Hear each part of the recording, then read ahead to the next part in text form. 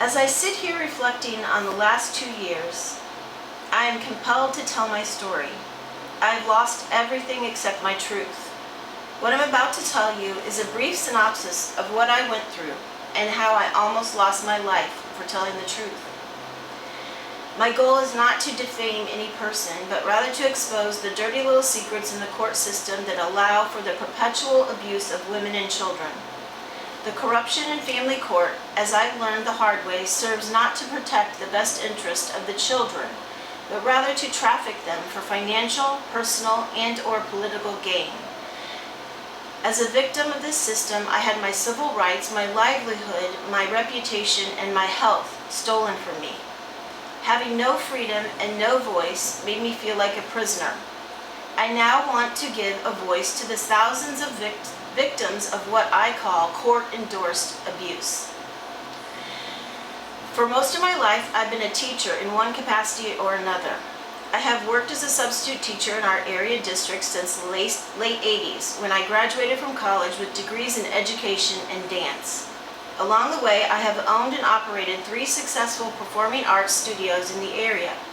I am well known and respected in my field and have been on staff at many large children's ministries and dance companies in our community. I have been a law-abiding citizen my whole life and have not had so much as a speeding ticket. Court activities were something I never even thought about. I've never been through a divorce and was completely naive as to the intricacies of family court. That is until I got dragged into a custody battle that changed my life forever. My story begins a few years ago when I got a phone call from one of my good friends asking me if I had openings for a dance class for her granddaughter. I was happy to help my friend, and I got the child enrolled right away. I immediately took notice of her potential and encouraged her to sign up for more classes. The girl's mother lived in the town where my studio resided, and she brought her to class on a regular basis. I never saw much of the father, but was aware that he had primary custody of his daughter. Over the years, the girl and her mother became an integral part of my dance studio and my studio family, eventually becoming part of our competition team and traveling with my family to other states, enjoying the outings that we frequently took while in large cities like Chicago and Indianapolis. My youngest daughter traveled with us, and she and my student became very close. We all became very close. Over time, the mother revealed some personal information about her daughter's living situation. She shared with anyone that would listen that the girl's home life with the father and stepmother had become abusive. As her stories became more and more disturbing, we naturally wondered why there were no efforts being made to remedy this situation. The mother was clearly fearful of the father and thought that a custody battle would only end in disaster for her. The father had a long history of using the court system to punish people who questioned his parenting. In fact, the entire family was afraid to speak up against this man, as he would use the girl as a pawn and withhold visitation rights from his own parents and siblings and his ex-wife. Fast forward to 2020, the pandemic hit and we were all forced to close schools and businesses. Many of my students were struggling with remote learning, and I offered to tutor anyone who needed help. I was homeschooling my daughter at the time, so I had the resources and knowledge to help students navigate their studies. This is where things started getting dicey with the family in question. I was asked to tutor the girl, who had now become my daughter's best friend. My intentions were to teach the mother how she might homeschool her daughter herself, maybe even start a co-op through my studio. Around this same time, the mother had gotten enough courage to take action against the father, partnering with the paternal grandparents to seek custody of the girl. This was initiated by the girl herself, who allegedly reported abuse to a school counselor, prompting a potential DCFS investigation.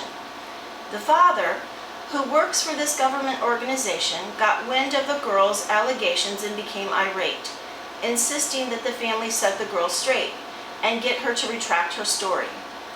Being Acutely aware of the girl's long suffering, the family refused to comply with the father's wishes. In an effort to thwart a thorough investigation, the father handed the girl over to her mother, insisting that she take custody of her.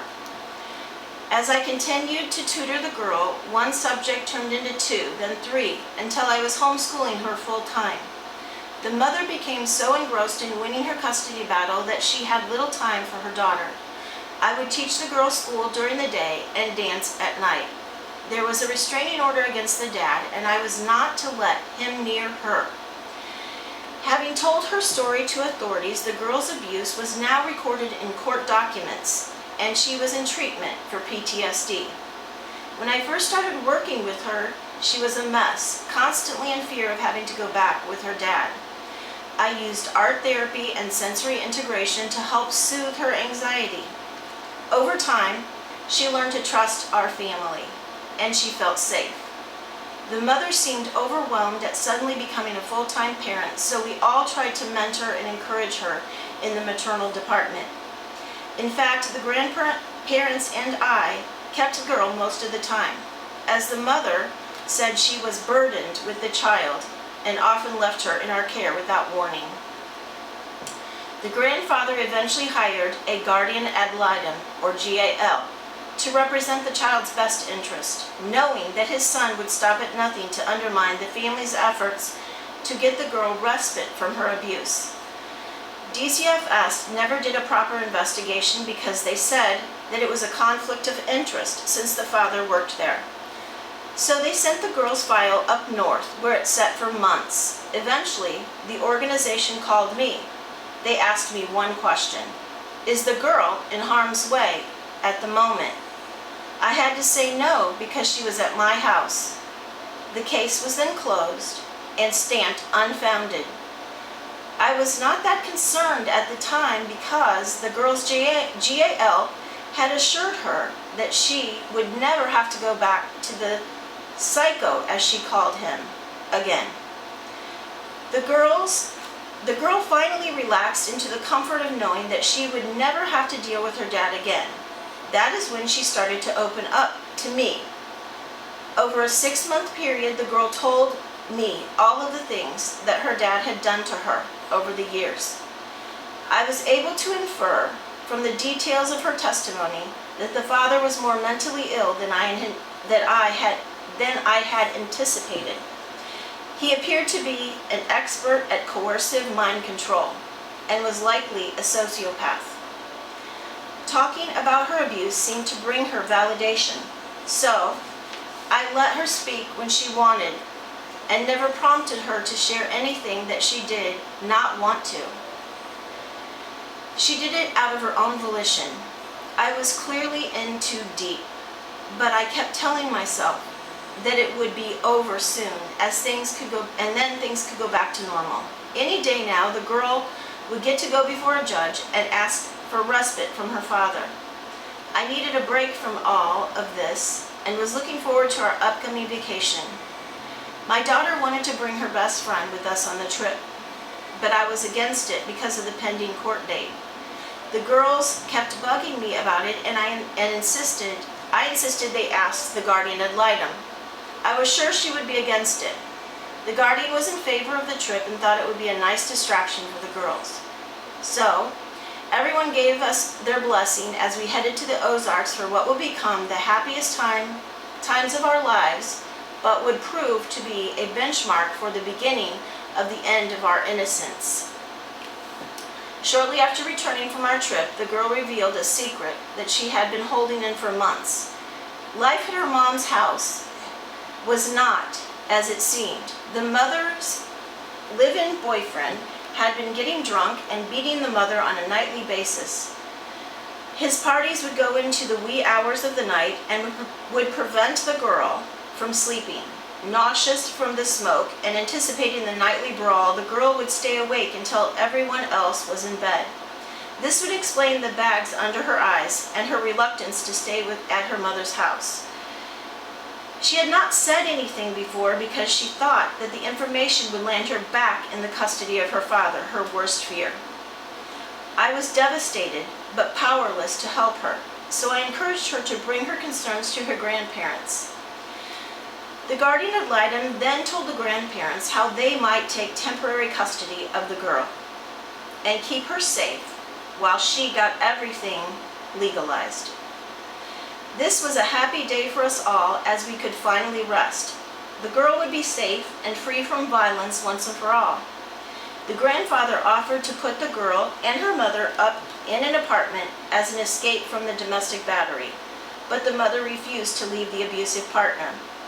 So she left the girl with the grandparents, intending to relinquish her rights, and returned to the boyfriend's house. We all waited to hear back from the GAL. She had suddenly stopped communicating with the grandparents. We tried to contact the mother, and she said she was advised by her attorney and the guardian ad litem to talk to no one, not any of us, including her own daughter. The girl felt abandoned now by both of her parents and was so happy to be living with her grandparents who had helped raise her. We tried to keep a positive outlook and hope for the best, but we knew in our hearts that something was not right. 3 weeks had gone by, and no word from the GAL about what the status was with the court stuff. The girl was worried sick, so I tried to keep her busy. It was summer, and I frequently took the girls swimming. We were at the pool one day having fun, and we got a call from the girl's grandparents. We were to return her to the grandparents' house immediately as the police were there. I knew that it had something to do with custody, but nothing could prepare me for what I was about to witness. I did not tell the girls why we had to go abruptly, because they would have panicked and not wanted to come. As soon as I pulled into the grandparents' subdivision, the girl saw 5 police cars. She knew her dad was behind whatever was happening and immediately lost her mind. The police had been told by the psycho dad that I had a history of running from law enforcement and would likely try to kidnap her. So they pulled me over with a vengeance and ordered me to relinquish the girl, treating me like a common criminal.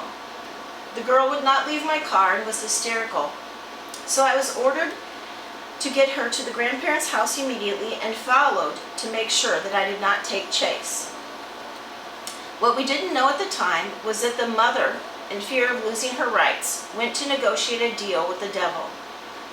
There was an exchange of money between several of the parties, including, but not limited to, $40,000 in back child support that the mom was indebted to the dad. He would forgive her debt as well as pay her a large lump sum if she would agree to go along with his plan. The dad had formerly wanted nothing to do with his daughter, but he wanted to protect his reputation as a perfect parent, blame all of his problems on other people, play the victim, and punish his own parents. Somehow, he had conned the GAL into flipping to his side and was able to get a court order to get his daughter back. He then had to figure out a way to explain the extensive court documents that chronicled his abusive relationship with his daughter. So the father made up this narrative that we all plotted against him to take the daughter from him. I had brainwashed her. His sister had reported false claims to authorities. His parents had actually kidnapped her, and we were all the bad guys who ruined his life. The father bribed the guardian, and she and both the parents colluded to stage this coup. After 2 hours of her protesting, we finally got the girl to understand that there was a court order for her to go with the police, and encouraged her that maybe they would help her. The plan was to put the girl in the hospital and have her deemed unstable so that her testimony would not hold water. Once the girl realized that her father had taken over, she knew she would never be allowed to see any of us again. So, she better get on his good side. They got her to retract enough of her story to be able to release her into his care. The GAL was then paid by the father and immediately unsealed her records to change the narrative from dad being abuser to dad being victim. My 6-year-old daughter, who has special needs, was severely injured from watching her best friend being taken by police. She soon learned that the last hug she gave her before the girl got in the police car would prove to be her final contact with her best friend. It would take months of therapy and hospital visits of her own before she would come close to being free of this trauma. But she will never be the same. Unfortunately, this was only the beginning of trauma for my family. The next thing you know, the dad filed 5 restraining orders against all of us that sought to help his daughter. I received a lengthy narrative with mine, which detailed all of the brainwashing that I supposedly did to his daughter, and how I tried to kidnap her. I had never been to court, so I knew I would have to get an attorney to defend me against these false allegations. Retainers are very expensive, and I had trouble finding one I could afford. Finally, I found someone who would just require a smaller fee up front. We all thought this would be a short, easy case. Here's a dance teacher who is a senior citizen with no history of child endangerment. The judge would take one look at me and know that I was not a threat. This was during COVID, and it took me 3 months to get a court date. Meanwhile, I could watch online during the status calls that the opposing counsel had with the judge. They sold the bogus narrative to the judge over and over again. Eventually, the judge knew that the girl was in therapy to recover from what we all did to her. The attorneys pushed this as far as they could, even blocking the girl's grandparents' rights without them having legal representation there. Once I realized that I had been turned into a criminal, I knew I had to save myself. I spent months doing research on the family, digging up past court documents, and organizing the extensive evidence that I had to support my story.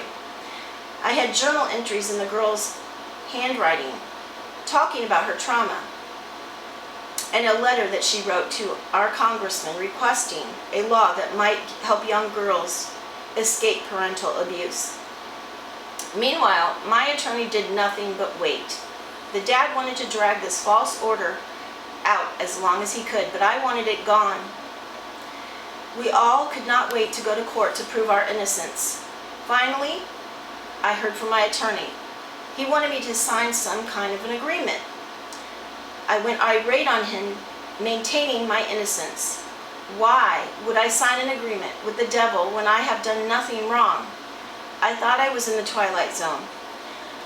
I knew that having a contract with a psychopath would give him a license to control my life. I was adamant, and I told him in writing there would be no deal. The grandparents were also offered a deal. If they would go along with the GAL's plan to throw me under the bus, they could see their grandchild again. If they did not do everything that they were told to do, they would never be allowed to see her again. The GAL wanted them to say that everything was my fault, that I actually brainwashed the girl into believing that she was abused, and that I was actually the real abuser myself. If they were to say that, then all of their legal troubles would go away. They refused to lie about me, citing that I was the best thing that had ever happened to their grandchild. So, there was a court date set, but only for the grandparents. I went along for moral support and to see how I might gain insight into the court proceedings for when it was my turn. We all showed up in our Sunday bests to get the chance to finally speak the truth. All 5 attorneys were there, and the GAL seemed to be acting as the ringleader of them all. We were not allowed to go into the courtroom, and we thought maybe there was just a delay. One by one, the attorneys went in, but we were left outside. Eventually, they all came out with these documents. We were all presented with these civil agreements that we had previously said we would not sign. For hours, they badgered and bullied us and told us we had no choice. My attorney told me that the GAL did not like me and that she had some kind of dirt on me, and that she would use it to sway the judge into giving me a 2-year no-contact order, which was criminal and which would cause me to lose my teaching license. Again, I reminded him that I had done nothing wrong, nothing but help a family by teaching the girl for free. Well, you know what they say, he said. No good deed goes unpunished. The agreement read like a no stalking order and required that we never seek to contact the girl again. I had no intentions of contacting her, but this agreement would give the sociopath power over me. He would use it to control my life, I said. It wasn't long before I realized that my attorney actually believed the lies about me. I had no chance.